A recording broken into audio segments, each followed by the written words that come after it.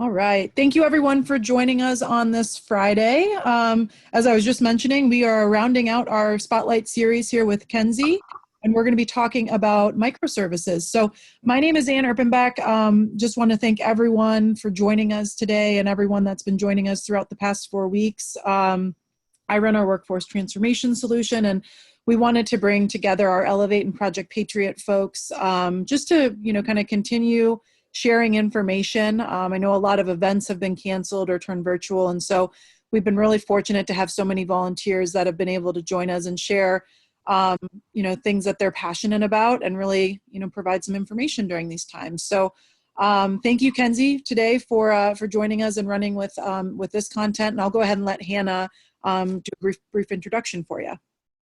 Awesome. Thank you so much, Anne. And thank you so much to everyone who's joining.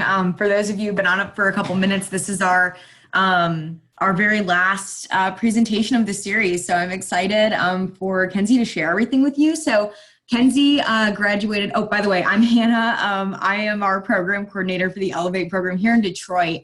I met Kenzie through our Elevate program. She graduated last April in 2019 and started at Ford in June as a software engineer. So, the concept that she's going to be talking about today is something that's very common to see as a software engineer, but can be really overcomplicated in the workforce. It seems difficult to learn at first, but she kind of learned through her experience that it's actually really simple when you kind of take a step back.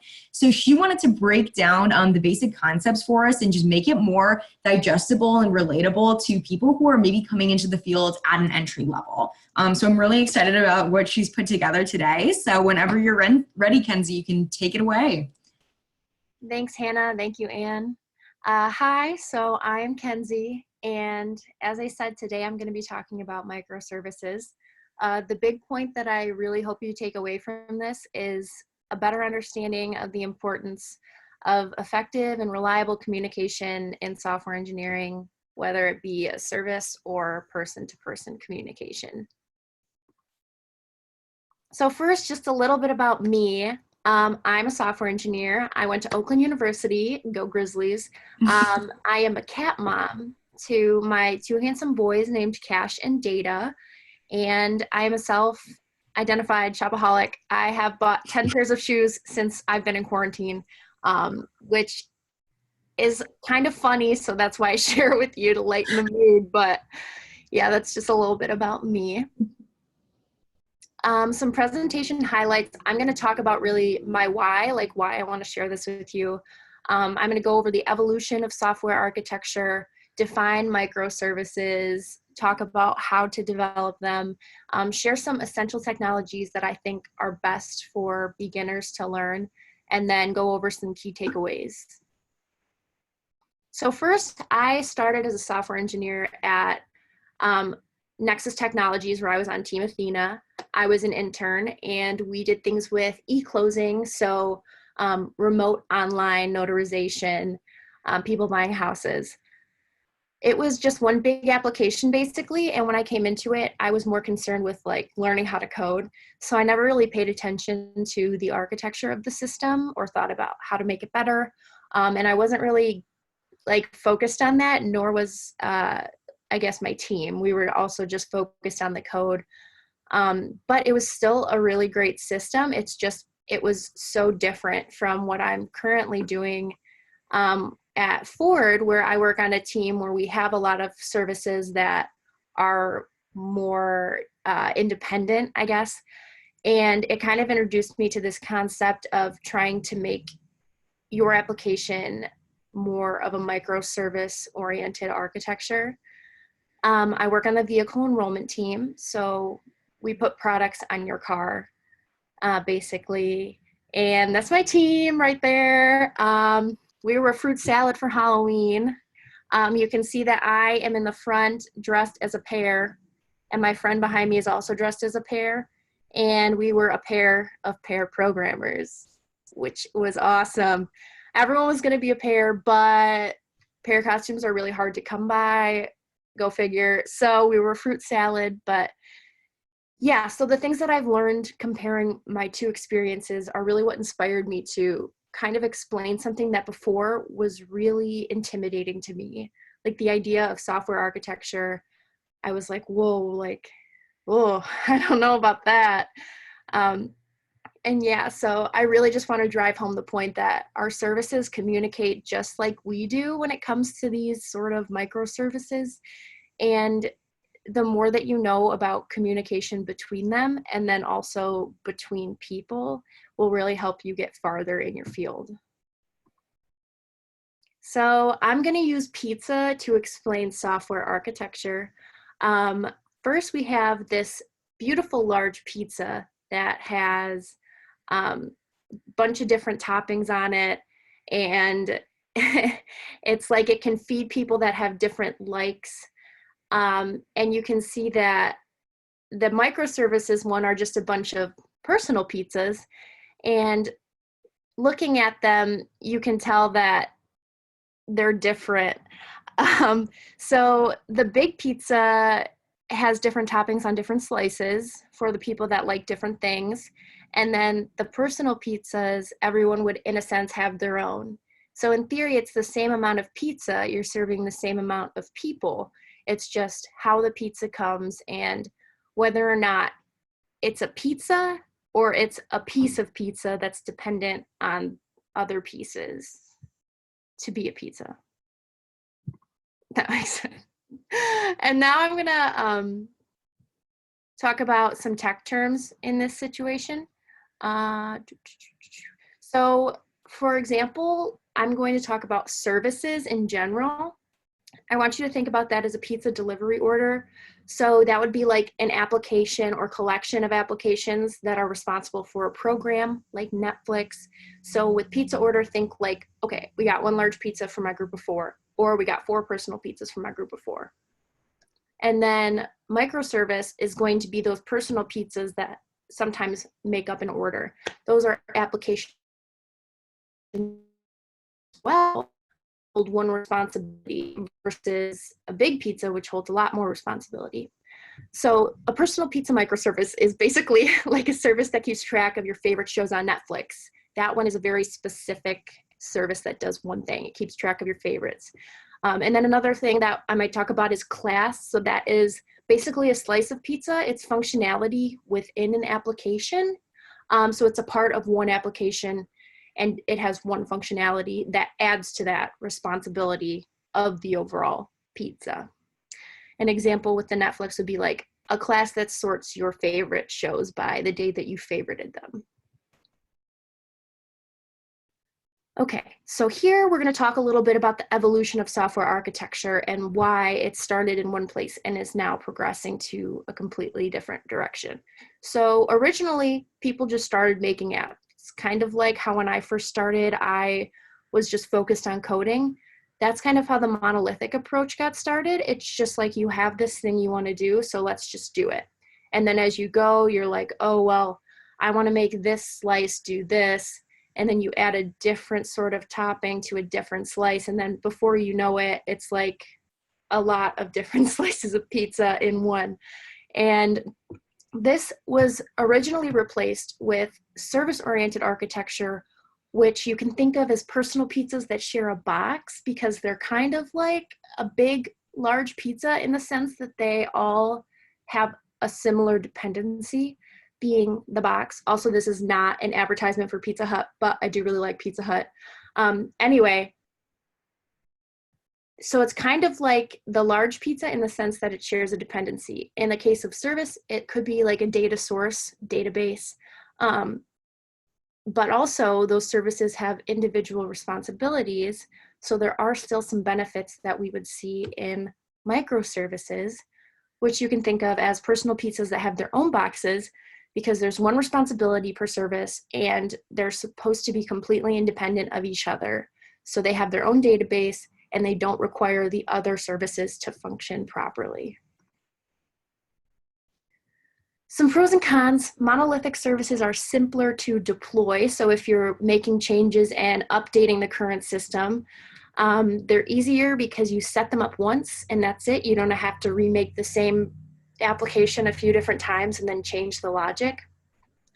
Some cons are that the code base can get really big over time if you keep adding functionality to it versus just creating new services. And it can be difficult to update because of those dependencies. Like, since they're not different services, if you make a change for class A, it could affect class B, and then it ruins the way that it is working, just to generalize. And then service-oriented architecture is typically on an enterprise level. So that means that it's something company-wide, where it would be this similar connector of like information, and then there's different monolithic applications or even applications comprised of microservices below it. But the idea is that you're able to reuse services. So in the Netflix situation, like if someone wanted to call and get user information, that could be an example of a reusable service. Parallel development is another example, which also applies to microservices, where you can work on the two different services independently without hurting each other because their dependencies are external. Cons are that there's cross-service dependencies, so it's hard to figure out like what exactly is going where, because you have the box that's connecting everything, but then you have the pizzas and they all have their own separate toppings. So then you're thinking, well, is the problem in the box? Like, is this thing handled on an overall scale, or is this thing handled independently by my service? So there's like a lot more management involved versus just being monolithic, one, and microservices, many independent. And then for microservices, increased agility. You can do continuous deployment because your things don't require the others to be changed as well. So in a sense, if you're trying to figure out where the problem is, say you have a piece of pepperoni that's messed up on one of your pizzas, if you have one large pizza and you're trying to find the messed up pepperoni, that is a lot more pepperoni to look through than if it was a personal pizza with 4 pepperonis. So it also isolates those problems and helps you monitor them easier. Another thing is scaling in all directions. So with any application, you can add more functionality, which in a vertical way, which is like up and down in a sense, so that that application contains more. But with microservices, because you can add more services and they're not dependent on each other, you can add just more pizzas like this, but you can't add more slices to one big pizza.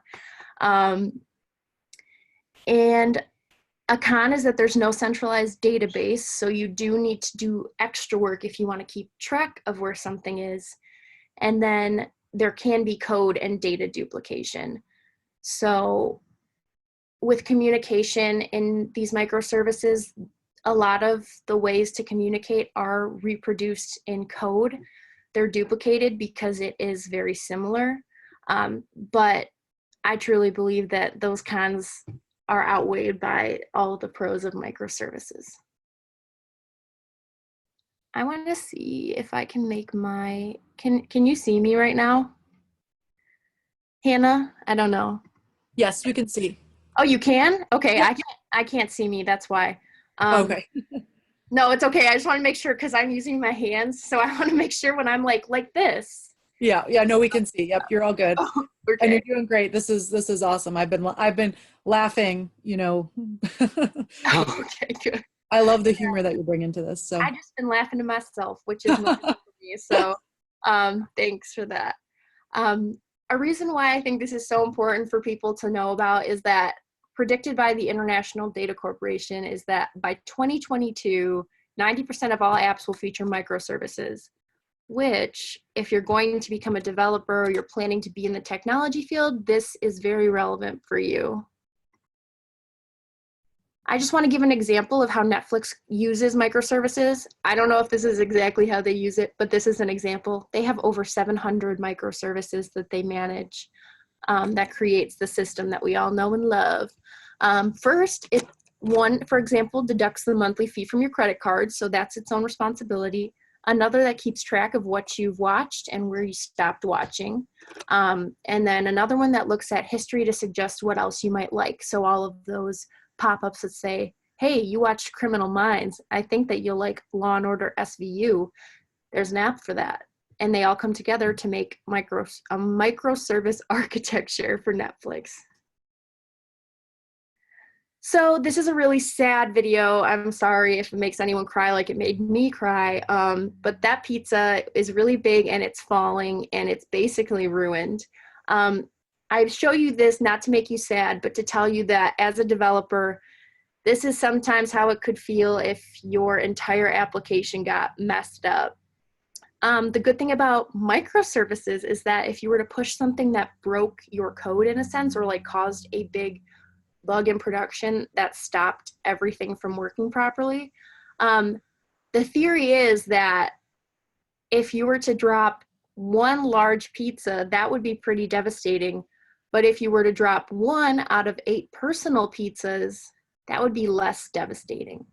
Since all the personal pizzas have their own boxes, only one might have a compromised box like the large pizza. And then you still have 7 out of 8 of your services available. So like on Netflix, maybe if we're lucky, the one that charges us the monthly fee is the one that has a problem. And then we just get all the awesome features when we don't pay for it. I'm kidding. They'll probably fix it within a month. But I'm just saying, that's an example of the sort of, I guess, what's in my mind when I'm thinking why you'd want to use microservices is the dispersed responsibility. So just for the sake of technicalities, I wanted to put this in here. It's the actual definition of microservices from microservices.io. Basically, they're highly maintainable and testable. They're loosely coupled, so they don't have dependencies that are intertwined. They're independently deployable. Like I was saying, you can make changes to one, not the other goes wrong. They're typically organized around business capabilities. So for example, like I want to charge people, or I want to organize their favorite shows. And then they're typically owned by a small team because they can actually be, regardless of like the Netflix 700 ones, I'm sure that's not a small team, but I'm sure there's like sub teams that have sub services and everything that are just a huge web of microservices. But the big thing is that they can be organized by a small team and they can be worked on by the entire team because they can be fixed and deployed independently of each other. So going back to my original stuff, communication and microservices, I really wanted to circle back around to, because after explaining why I think that they're probably the best and most relevant architecture that is coming up today, I wanted to share some ways that I think are the best to use microservice communication. There's a few different tools.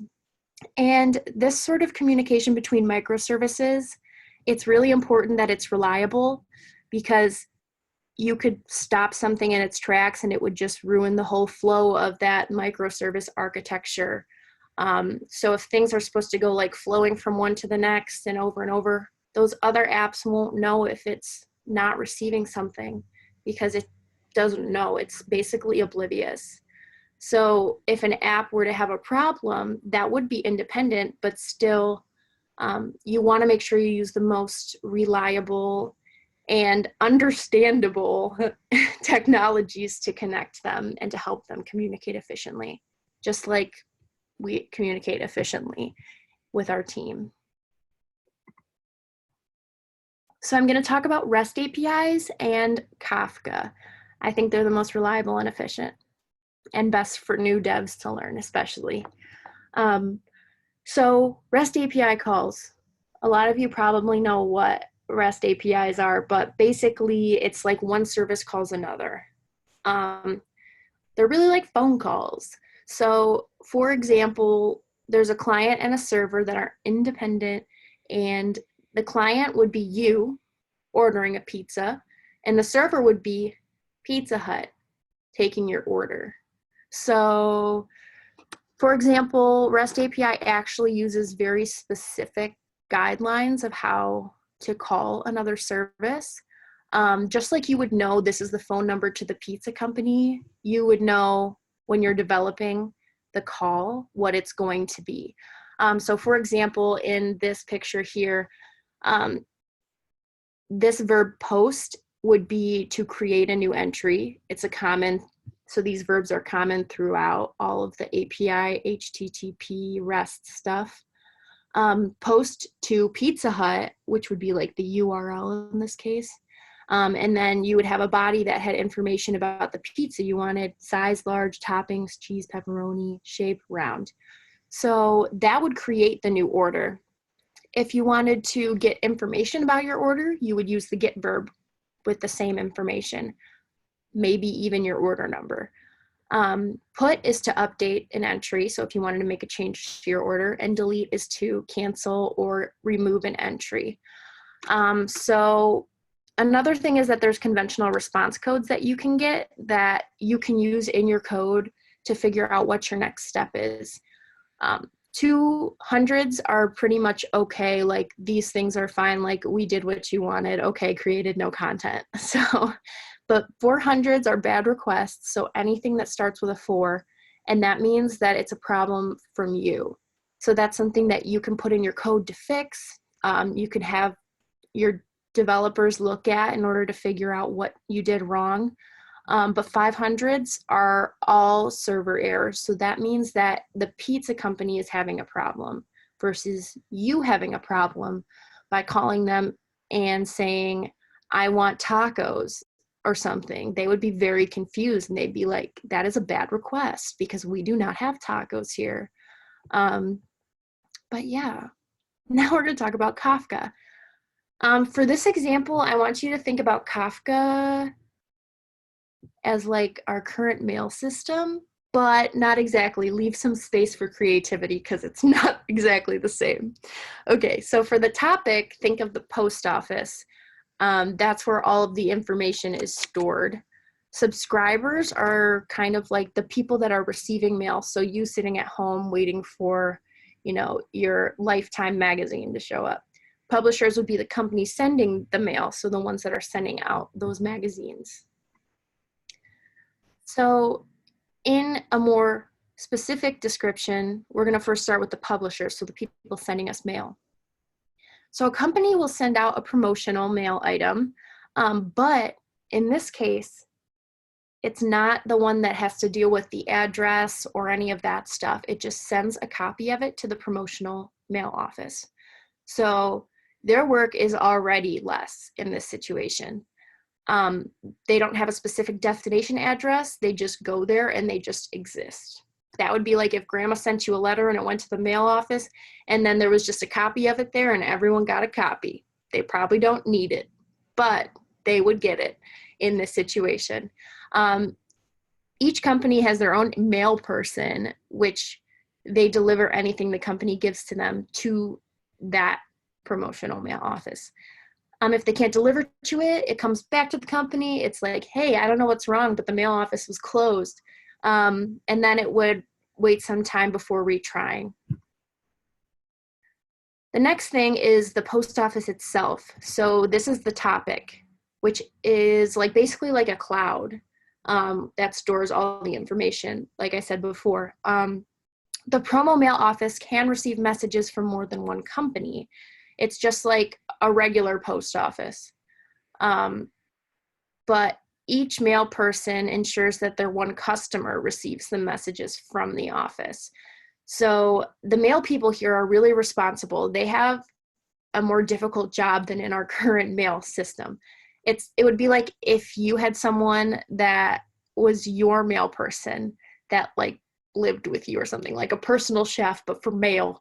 And they were like going back and forth, taking things from you and then bringing things to you.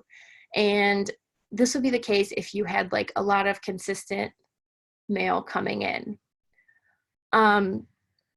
The office keeps track of who already got the messages to make sure there's no duplicates. So then when the mail people come back, they don't see anything new that they need to bring to you. And then lastly are the subscribers. So this kind of flow where each person is receiving mail, they specifically asked, they were like, hey, you're going to be my mail person. That's not really a question. Hey, can you be my mail person and go get me some mail from anything that comes in the promo mail office? So each receiver has their own special mail person who brings them a copy of every promotional ad the office has received.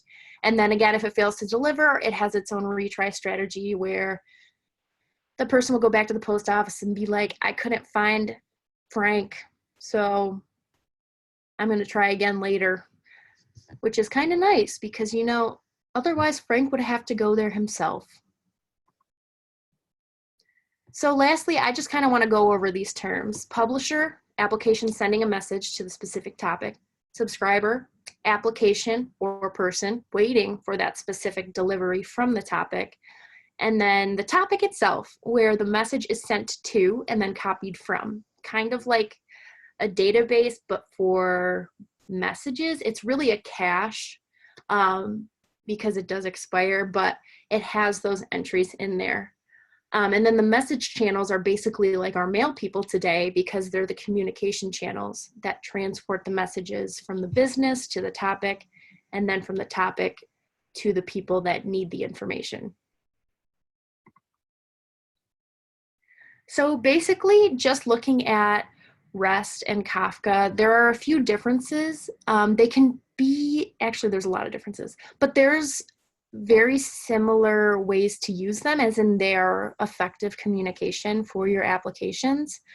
But they do both have their own place where they should be used. For example, REST APIs are synchronous calls. Like I was saying, a phone call, if you call them and they answer and you do your thing, like the pizza. But for Kafka, it's asynchronous. So you send,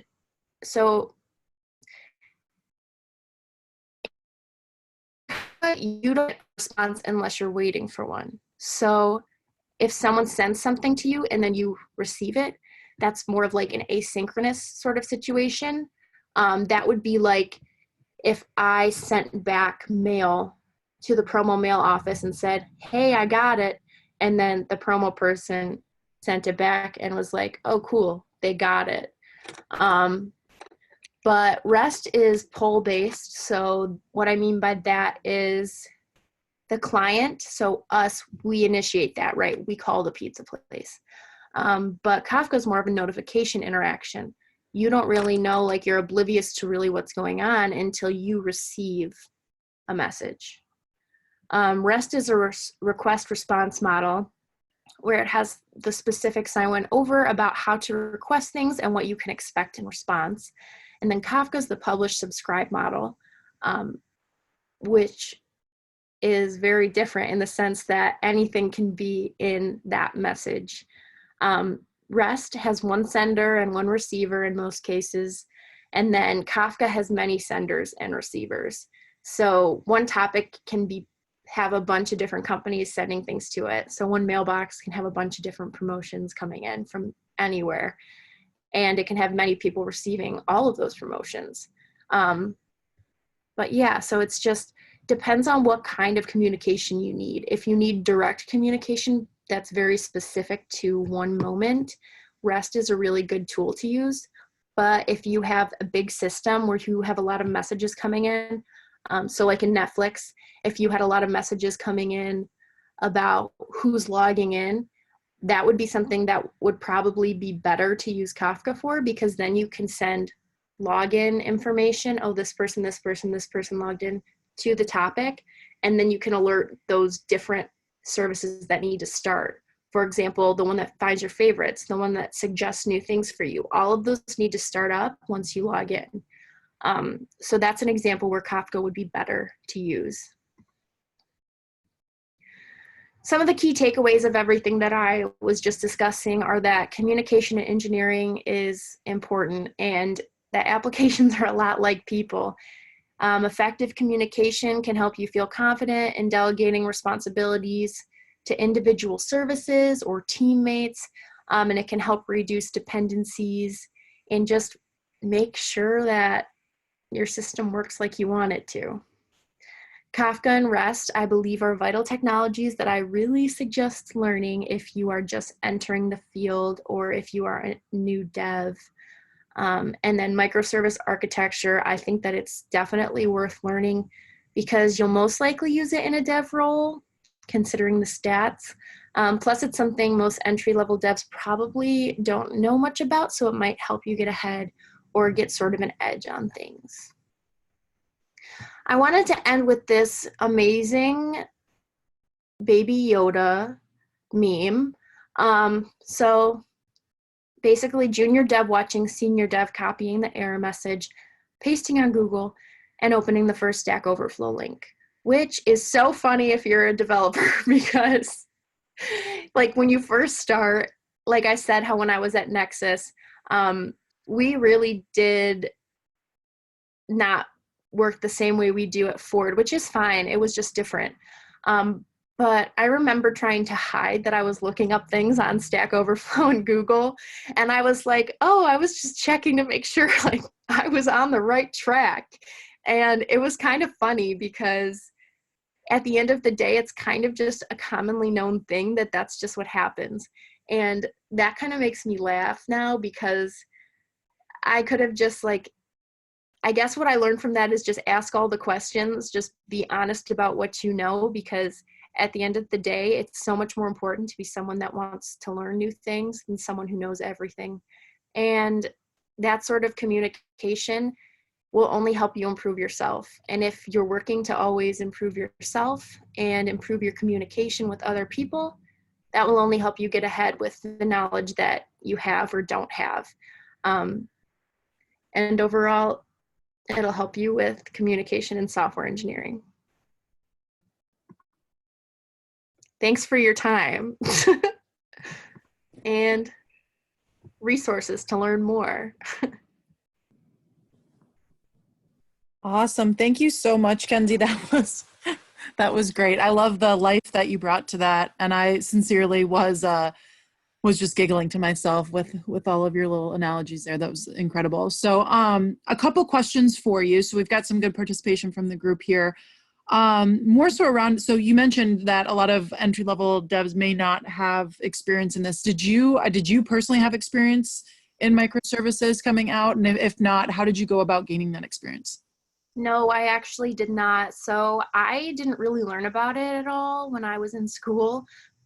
It was more so focused on what's in an application versus like what's in a bunch of applications that are talking to each other. And I really didn't learn about it, honestly, until I came to Ford, because at my last job, it was really just one big application.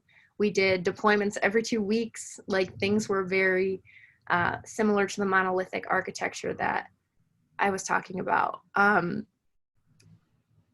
And honestly, the only way that you can really learn it in a setting is to like try and introduce your team to it if they don't use it. Or for my case, I was lucky that like my team was working towards like making our services like that. There's still a lot of improvement that can be done. Like for my team, even like we are not a perfect microservice architecture. But I think as long as you're trying to learn more and you're trying to share that knowledge, it will just benefit you in the long run and maybe even help your team. But no, I didn't know it before. Awesome. No, it goes to show that you're always going to be learning and having to be exposed to new things. So were you interviewed on that at all, or did they ask you about your experience? I was just curious to know how you kind of. No, they didn't really ask me about it during my interview. It was more like something that just was kind of there when I got there. I would say that I would now, if I were interviewing for a job, I would want to be prepared to know about that. A year ago, it wasn't a topic of discussion. It was more based around algorithms, which a lot of entry-level developer positions are. But yeah, I think that now it would be a really good thing to know, especially because not a lot of people have that sort of extra info about architecture or even like design. And just by having that and sprinkling it into conversations can really just improve your chances, I think, of, you know, your job interviews going well. Awesome. And it seemed like just with your picture of your fruit salad and your team that you guys had there, how did you go about yourself kind of selecting, you know, Ford as an organization that you wanted to be a part of? It seemed like from that picture you have a good dynamic with your team. So I'm just curious to know how you went about making that decision. Honestly, I was kind of interviewing for a lot of things at the time when I graduated. I was freaking out. I was like, oh my gosh, I just graduated and I don't even have a job. But then I realized that it wasn't that big of a deal. So I kind of took a step back and I was interviewing for a few things. And I think that it was just, I was interviewing for it, I guess. I like in software design and engineering by itself. I was never really drawn to a specific field. So I was kind of not sure where to start, but after going to the interview and like meeting who would be my future manager and future members of my team and just feeling really comfortable and supported, I guess, even though like it was okay that I didn't know stuff and that people were just like laughing with me, I guess. I think a huge part about figuring out where you're going to work and where you want to work is really about where you feel comfortable. So I didn't really go in thinking I want to work for Ford Motor Company. I was more like, hey, this sounds like a good idea. And then I tried it and I was like, wow, I really like these people. Well, I'm just going to tell the other people I was interviewing for, like, I'm not going to interview for them now. So that's kind of just like, if that helps. I don't know. No, I think, well, I think sometimes we often go into interviews and we try to put on, you know, the perfect little demeanor and you want to obviously put your best foot forward, but you want to make sure that you're comfortable. You know, you want to make sure it's a place that matches kind of your personality and what you want to get out of your day to day. So I think that that's great insight. The people made you feel kind of at home, it sounds like. Yeah. And I think that it's most important that kind of value honesty too. Like you don't want to be made to feel bad just because you don't know things or just because you didn't tell them something they didn't want to hear. Like I think honesty is like really important in a company too. So. Awesome. Very cool. Well, that was the last of the questions there. That was incredible. I love how you broke that down with the pizza analogy. And is that something you came up with on your own, or is that something that was? It is something I came up with on my own. I was trying to make it as simple as possible. And honestly, I was just really hungry at the time. Yes. And everyone likes pizza. I mean, if they don't like it, they still know what it is. So Yeah. No, I think I'm gonna have pizza for dinner after this. Maybe order some now, but I might be ordering some as well. So thank you so much. That was really, really well done. And I love the life you brought to it. It was the perfect way to close on a Friday. You know, we got to compare microservices to pizza. And thank you so much to everyone that's been joining us throughout these sessions. We'll get this recording out, and then just for future reference, we will revisit hosting more of these in the future. I know we threw a lot out at everyone right out of the gate, so we're going to kind of look back and see how if we want to do it maybe more so on like a weekly basis, just with like a couple of speakers. So stay tuned for more information there. But Kenzie, thank you so much for putting this together and taking the time to build this out. We really appreciate it. And then I'm going to check. Actually, I need to unmute Hannah just to see if she has any last words. Let's see. Thank you. Yeah, no, I was just going to say, awesome job, Kenzie. I was really, I think a lot of us who know you were just really looking forward to this because you're just so funny. But honestly, that was some of the most digestible technical information I've ever been introduced to. So I learned a ton today. This was an awesome way to close out all of the presentation. So thank you so much to everyone for joining us. And thank you, Kenzie, for doing such an awesome job putting this together for us. Thanks. All right. Well, thank you, everyone. I hope that you guys all have a great weekend. And again, we'll be in touch. I'm going to be sending a survey out too, just to see if, just some questions, just get some feedback from the participants about how you guys would like to see some of these in the future. So keep an eye out for that, and everyone have a wonderful weekend. Thank you so much. Yeah, thank you. Go enjoy some pizza. Do that now. All right, bye guys. Bye-bye.